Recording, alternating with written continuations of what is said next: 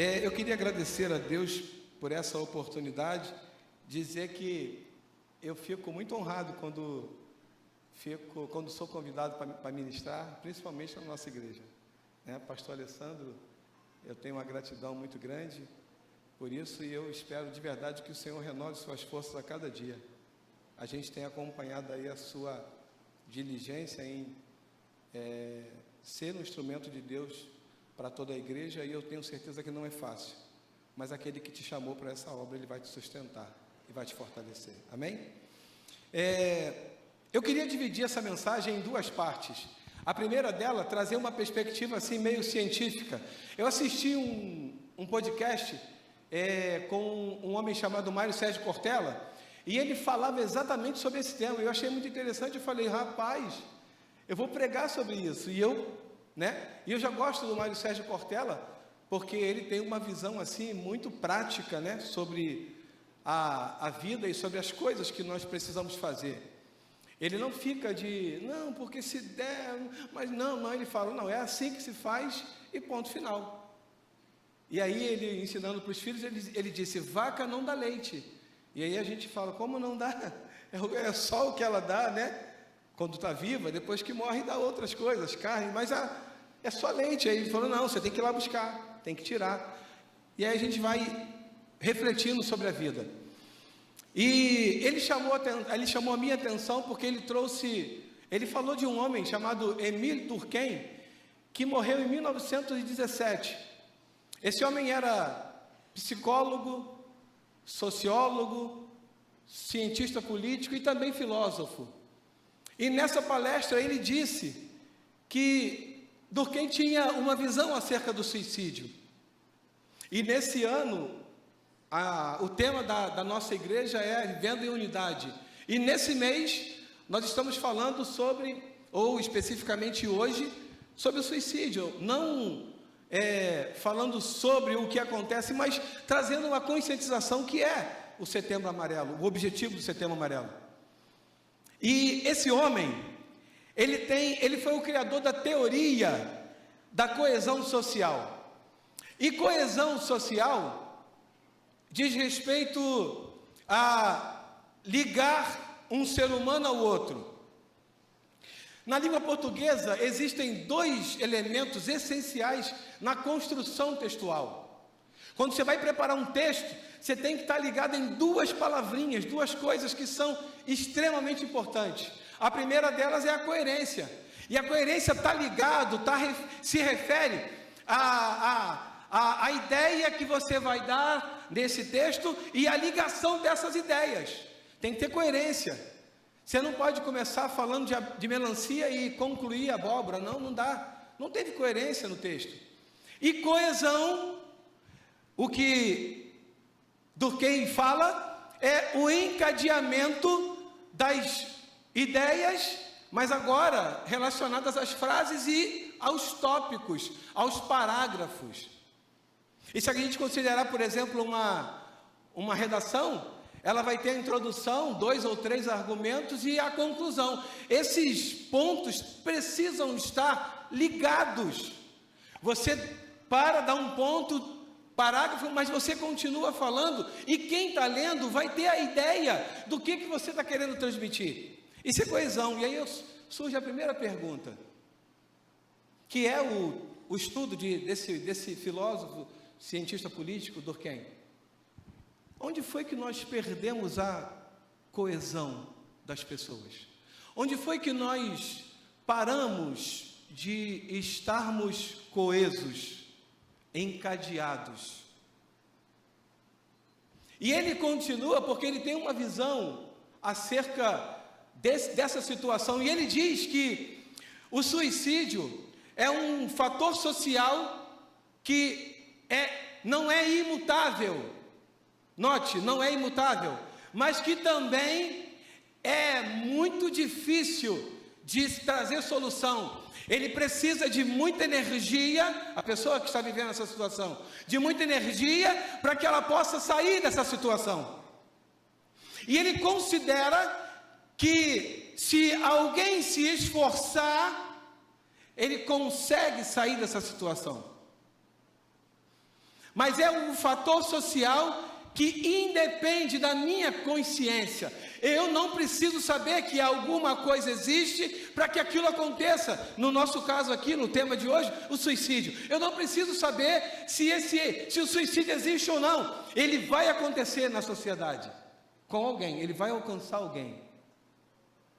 E aí, aparece a segunda pergunta. Porque Durkheim diz que quanto maior a coesão das pessoas, o encadeamento das pessoas, o comprometimento de uma pessoa com a outra, menor vai ser o suicídio. Se eu fosse professor de matemática, não sou, aliás, eu sou horrível em matemática, mas na matemática tem uma coisa chamada regra de 3, e a regra de 3, ela tem duas, a simples e a composta, e tem uma que é uma regra de 3 inversamente proporcional. Quer dizer que quanto maior uma ação, diminui outra. Então, no caso desse fator social, o suicídio, seria uma regra de 3 inversamente proporcional, porque quanto maior o encadeamento, quanto maior as pessoas estivessem se importando umas com as outras, menor seria o número de suicídio. Porque as pessoas, elas procuram o suicídio não porque elas querem acabar com a vida, mas elas querem acabar com o problema que elas estão enfrentando. E nós, muitas vezes, nos nossos afazeres, na nossa correria, nós não paramos para ouvir essas pessoas. Não sentamos e olhamos nos olhos e falamos: o que você está sentindo? A primeira coisa que eu e você precisamos fazer é sentar e olhar para essa pessoa e ouvi-la. E muitas vezes ouvir coisas repetidas. Mas é preciso ouvir. É ouvir como se fosse a primeira vez. É mesmo? Sim. É sério? Entendo. E você tem que dar aquela atenção, porque a pessoa precisa disso. Aliás, as pessoas que pensam ou tentam se suicidar, elas mandam sinais a todo tempo de pedido de socorro. E, infelizmente, eu já provei disso na minha família. Eu não vou falar exatamente quem, porque pode ser que ela esteja assistindo. E é muito ruim. Mas eu tenho uma pessoa que se jogou da laje. E foi muito difícil. Muito difícil. Porque a família não sabe porquê e existem muitos questionamentos nessa situação. Mas Durkheim, ele diz que é possível, não é imutável. E na Bíblia, como o pastor Alessandro mencionou, existem homens que viveram esses dramas. E eu escolhi capítulo 17, 1 Reis, versículo 24. Só o versículo 24.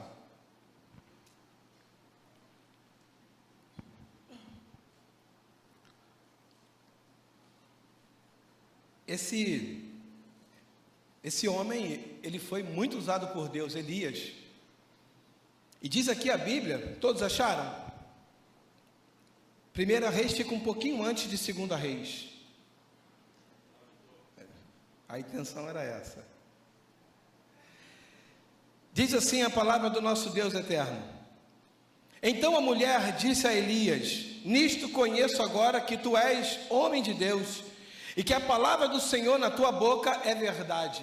Elias era reconhecidamente um homem de Deus. Eu elenquei aqui 11 situações em que ele viu o poder de Deus através da vida dele. A primeira deles, quando ele faz a declaração para Acabe.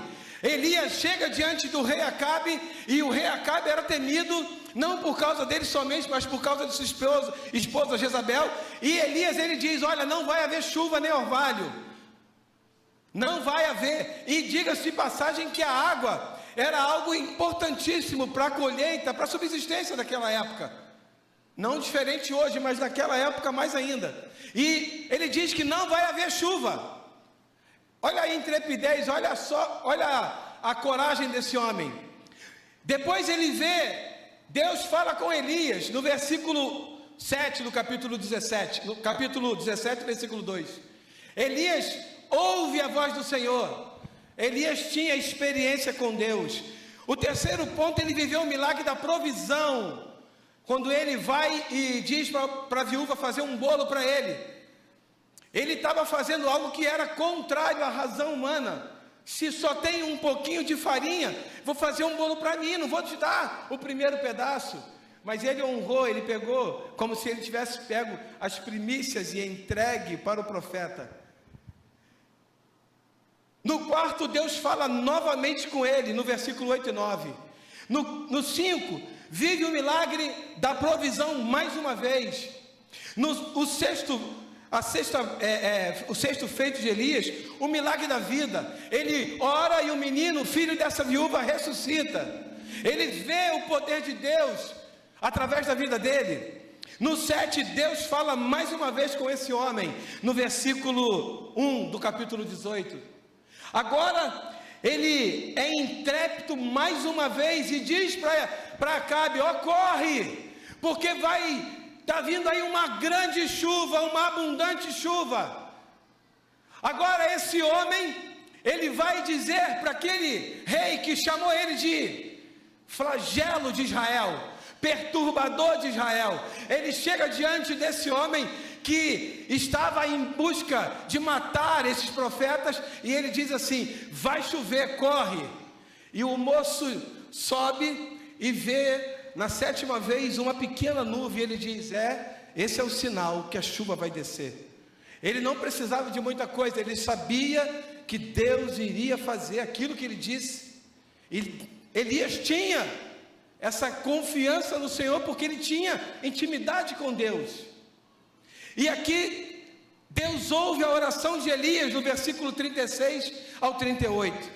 Elias mata agora, depois do desafio, ele mata 450 profetas de Baal. Elias agora, ele zomba daqueles profetas, dizendo: pode ser que eles estejam dormindo e não ouça cada um de vocês.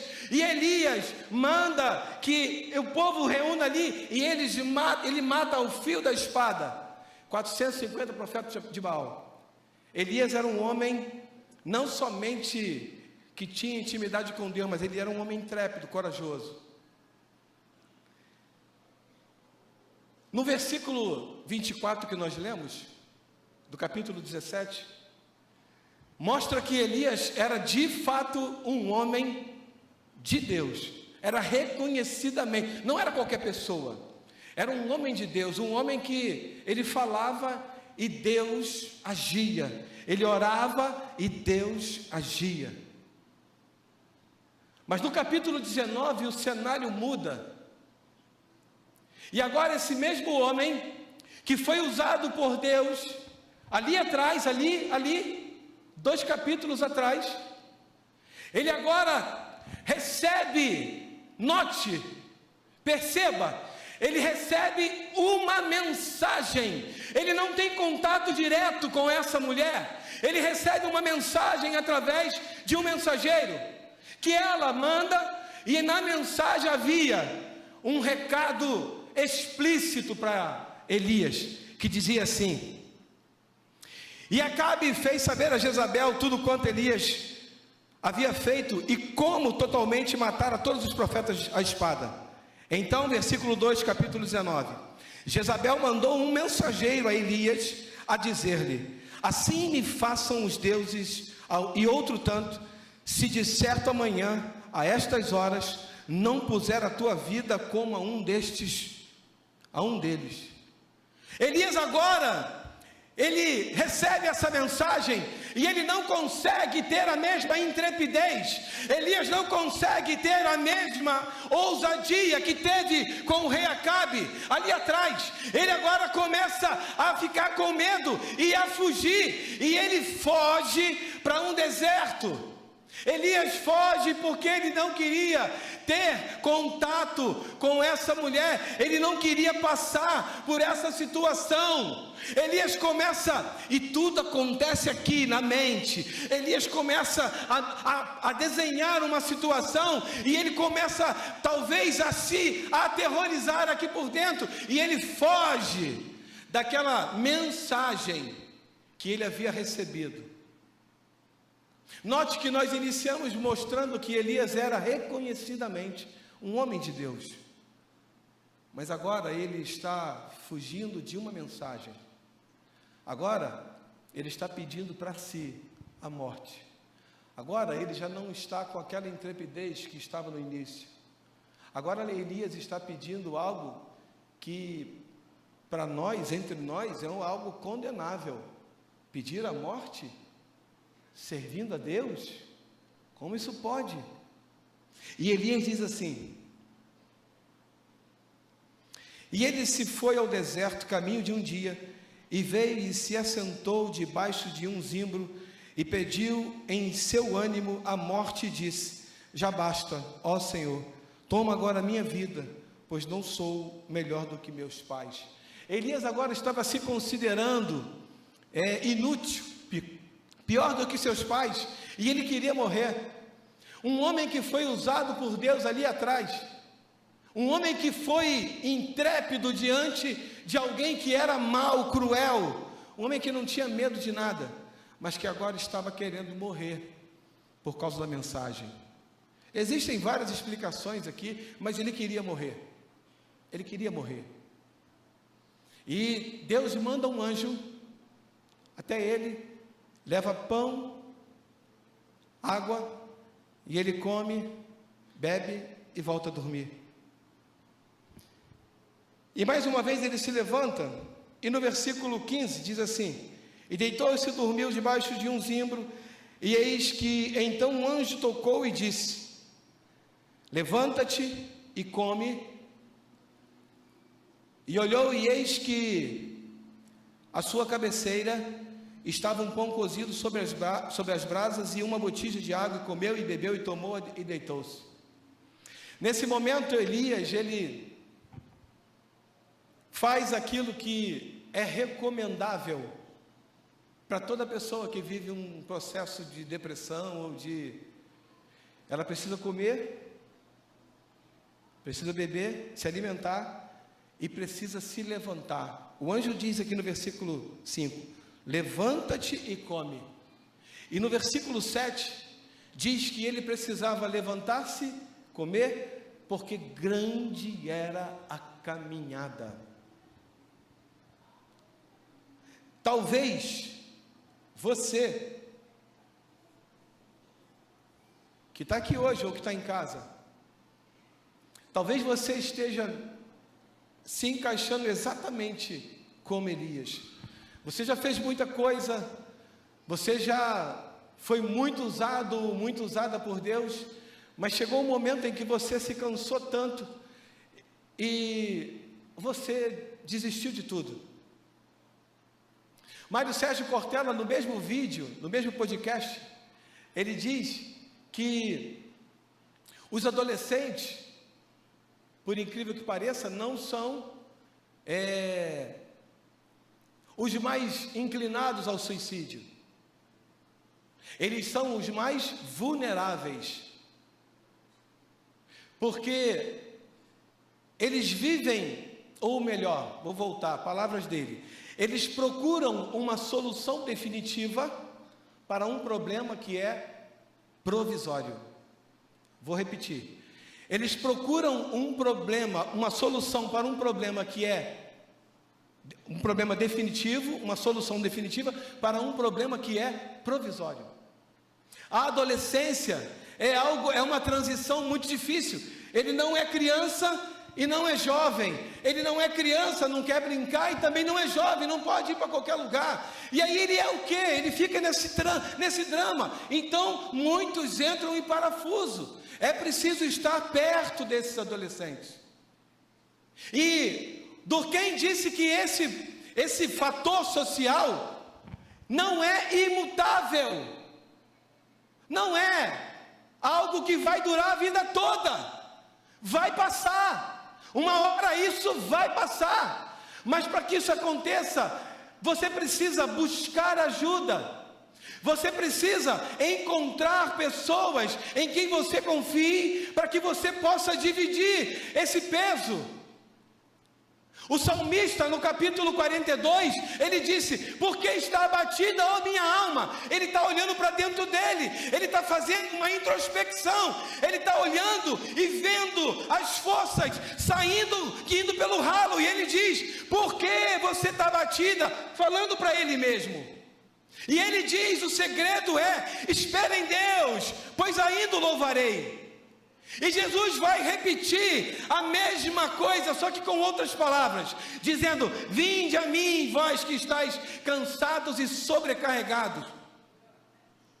E aí no finalzinho ele diz: e encontrareis descanso para a vossa alma. Eu sempre digo, esse cansaço não é cansaço físico, esse cansaço não é o cansaço de um trabalhador comum, que trabalhou de 8 da manhã às 6 da tarde, teve uma hora de almoço apenas. Não, esse cansaço é lá dentro da alma, num lugar onde eu e você não temos acesso.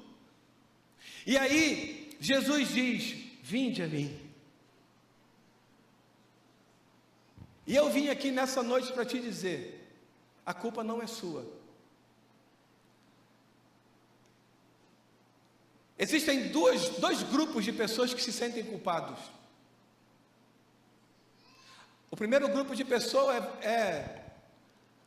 talvez eu vou aqui ousar dizer, você que tentou ou já pensou em suicídio, você se sente culpado. O segundo grupo de pessoas, você que cuida de alguém que já pensou ou já tentou se suicidar, você fica se perguntando: onde foi que eu errei? O que eu fiz de errado para que ela esteja pensando nisso? Não tem, a culpa não é sua. A culpa não é sua. O suicídio, ele bate na porta de ricos, mas também bate na porta de pobres. Ele bate na porta de pessoas cultas, mas também bate na porta de pessoas incultas. E Durkheim morreu em 1917, e os seus estudos ainda são procurados para pesquisa. Eu pesquisei sobre ele pouca coisa e fiquei encantado com o conteúdo que ele traz, que nada mais é do que aquilo que Deus já estava prevendo lá atrás. Nada mais é do que a Bíblia. O primeiro relacionamento, ou o primeiro nível de relacionamento, amar a Deus sobre todas as coisas. E o segundo, amar ao próximo como a ti mesmo. E Durkheim estava certo. Se ele tivesse buscado na Bíblia, talvez ele ganhasse um pouco de tempo na sua pesquisa, na sua tese. Porque ele diz que quando o ser humano deixa de estar coeso, o número de suicídio aumenta. Amar ao próximo como a ti mesmo. Jesus já estava falando isso, e ele deixa escrito. Só que tem um detalhe: Émile Durkheim, ele era muito, muito inteligente. Como disse, os estudos dele ainda são procurados até hoje. Mas ele não conhece você, ou conhecia você mais do que a Deus. Deus conhece a tua estrutura física. Deus conhece a tua estrutura emocional. Deus conhece quando você fracassa, quando você se decepciona, e por causa disso algo muda dentro da sua mente, e algo muda também, porque mudou aqui, muda também no seu comportamento, muita coisa. Deus conhece. Por que você está fugindo? Deus conhece. Deus sabe tudo sobre você. E o interessante é que se Ele sabe tudo sobre mim e sobre você, Ele também sabe a medida certa do remédio que eu preciso, do remédio que você precisa. Quem é pai e mãe aqui sabe, né? O médico passa sei lá, rinossoro da vida, ele fala 2 gotinhas, mãe. 3 gotinhas, a gente pegava assim, aquele conta-gota aí, apertava, botava ali dentro, e aí ia lá na boquinha da criança, no nariz, no ouvido, onde fosse. 1, botou 3. Doutora, eu pinguei 3, era para pingar 2 gotinhas. Doutora, não, tudo bem, 1 gotinha a mais não faz tanta diferença. Mas a gente entra em pânico. Falando eu, né? Eu entrava em pânico. Não, 2 gotinhas. Deus não, Ele sabe a medida exata. Sildemar, Sildemar nem precisa esse daqui. Eu vou botar só 2 gotinhas. E ele, sem olhar, ele faz assim, 1, 2. Ele sabe exatamente o que eu preciso, o que você precisa. Ele sabe exatamente a medida certa, porque Ele conhece a minha vida, Ele sabe o que você vive, Ele sabe o drama que você está vivendo, agora, hoje, Ele conhece você. E mais do que isso, Ele se importa com você. Ele se importa com você a ponto de trazer você aqui para ouvir isso. Esse homem foi usado por Deus, mas viveu um drama que ninguém quer viver. Mas uma coisa aconteceu, no versículo 10 do capítulo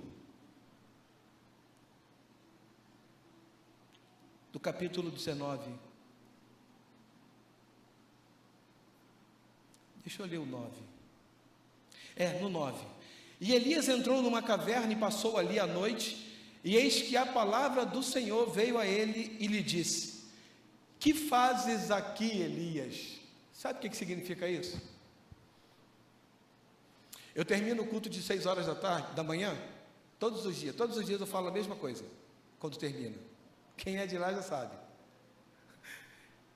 Você não sabe o que vai enfrentar hoje, mas certamente Deus estará com você. Eu não sei o que eu vou enfrentar hoje e amanhã, mas certamente, uma certeza eu tenho: Deus estará comigo. E quando eu tenho essa certeza, isso traz paz ao meu coração. Eu vou tranquilo, porque o que quer que aconteça, Deus estará lá. Elias estava numa caverna, e diz a Bíblia aqui: que fazes aqui, Elias? Note, se a pergunta fosse assim: que fazes aí, Elias? Ou pelo telefone: que fazes aí, Elias? Deus não estaria lá, mas Deus falou assim: que fazes aqui? Deus estava na caverna com Elias. Deus se importava com Elias. Apesar dele ter fugido, apesar dele ter sido, eu vou falar aqui, não foi o caso, mas só para você, para incrementar, apesar dele ter sido covarde, apesar dele ter tido medo apenas de uma mensagem, apesar, mas Deus estava com ele. Qual é o seu drama? Qual é o seu fracasso? O que desencadeou em você pensar nisso? Ou o que desencadeou em você tentar isso? Eu quero convidar você que pensou ou que tentou suicídio. Eu tenho certeza absoluta que você está aqui. Quando eu estava preparando essa mensagem, a primeira coisa que Deus falou comigo é que você estaria aqui. Deus falou comigo: tem gente que já pensou, e mais, tem gente que já tentou, seja por automutilação, por uma medicação que tomou em excesso. Mas eu quero dizer para você que quando você chegar aqui no altar, vai ter um homem de Deus ou uma mulher de Deus para te abraçar, e esse abraço vai ser o abraço do Senhor. Esse abraço vai ser dizendo para você assim: você não está sozinho, você não está sozinha. Não fique com vergonha, não fique sozinho carregando esse drama. Vem aqui à frente. Vem aqui à frente. É exposição, pastor? Não, não. É declaração de dependência total ao Senhor. Não é exposição, não é vergonha. Elias era um homem que foi usado por Deus, mas ele teve um drama. Ele teve uma situação difícil e ele viveu o pior momento da sua vida, porque ele não sabia o que fazer. Mas Deus foi lá, mostrando amor a ele. Deus foi lá e buscou ele, porque Deus se importava com ele. Deus se importa com você. Deus se importa com você. E eu tenho certeza que você está relutando, porque você tem vergonha da exposição. Mas acima da exposição está o poder restaurador de Deus. Vem aqui à frente.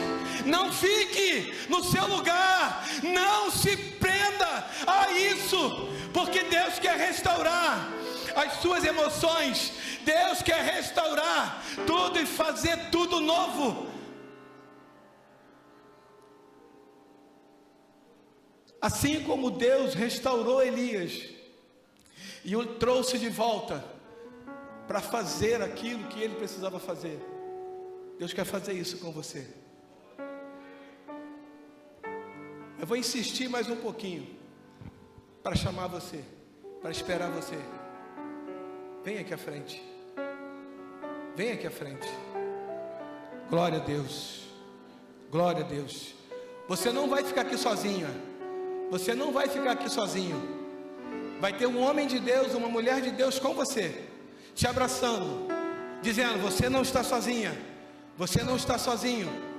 O Senhor, esse abraço que você está sentindo, é o abraço do Senhor na tua vida. É o abraço do Senhor na tua vida. É o abraço do Senhor na tua vida. Louvado seja Deus. Hoje Deus muda a tua história, porque você teve coragem de vir à frente. Você colocou de lado toda a exposição para receber a restauração do Senhor.